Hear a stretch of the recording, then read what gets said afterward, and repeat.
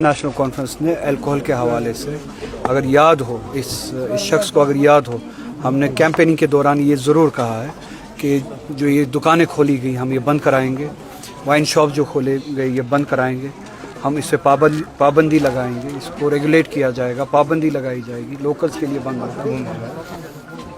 और कल उनसे उस बारे में सवाल पूछा गया, उन्होंने बदकिस्मती से एक बहुत ही एरोगेंट मगरूराना जवाब दिया और जिसमें कोई लॉजिक नहीं था। वजह इसके कि हमने जो लोगों से बात करके उनको वादे दिए हैं या एतमाद दिया है, इस हवाले से हम इकदाम उठाएंगे। उस पर अमल करने के बजाय लोगों को ही उन्होंने डांटा, लोगों को शराबी कहा कि आप दुकानों पे चले जाते। ये लैंग्वेज बीजेपी की थी। 2019 के बाद हम पे तोहमतें लगाई गई कश्मीर के लोगों पे, करप्ट है, चोर है, एंटी नेशनल है, टेररिस्ट है, ड्रगिस्ट है, शराबी है। अब ये भी कहने लगे हैं।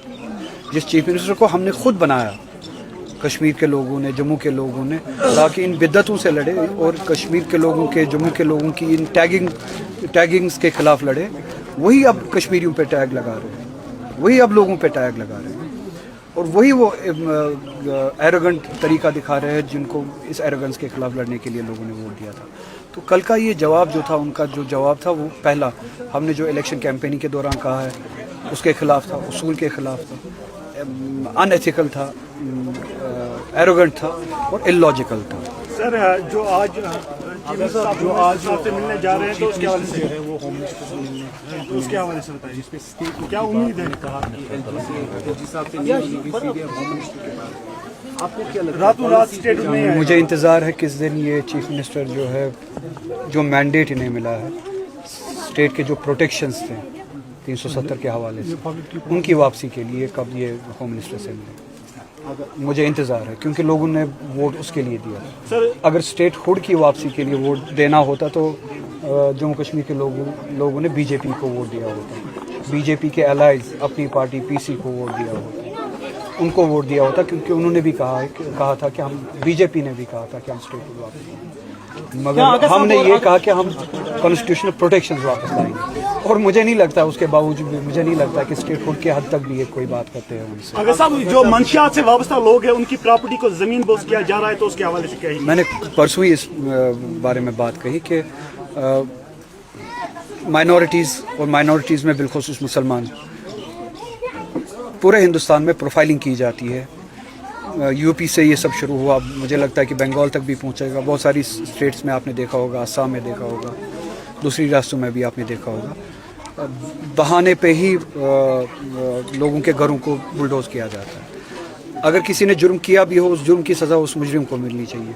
मगर आपने देखा होगा कि उसके घर वालों को सज़ा दी जाती है, घर तोड़े जाते हैं।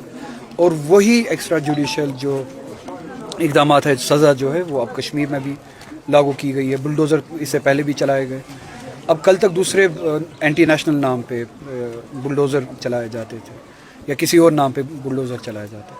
अब ड्रग्स के नाम पे भी जो है प्रोफाइलिंग की जाएगी।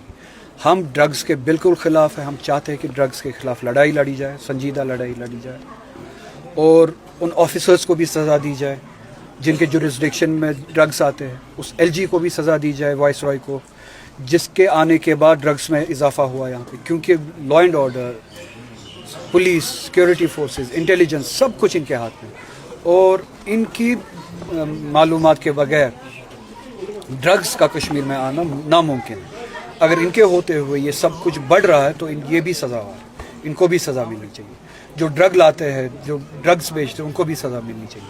मगर बेगुनाहों को या घर वालों को किसी मुजरिम के नाम पे बुलडोज़र चलाना, ये वो वेंडटा है, वो दुश्मनी है कश्मीरियों के साथ, माइनॉरिटीज़ के साथ, मुसलमानों के साथ, जो ड्रग्स के नाम पे। शोपियान में जो मदरसे को बंद किया, कोई सवाल अगर वो आगा साहब, कश्मीर में हमेशा के लिए अफवाहों के बाजार गर्म होते हैं। आप आगा साहब और नेशनल कॉन्फ्रेंस के बीच आजकल सब कुछ सही जा रहा है? शुक्रिया, बहुत जवाब दी है।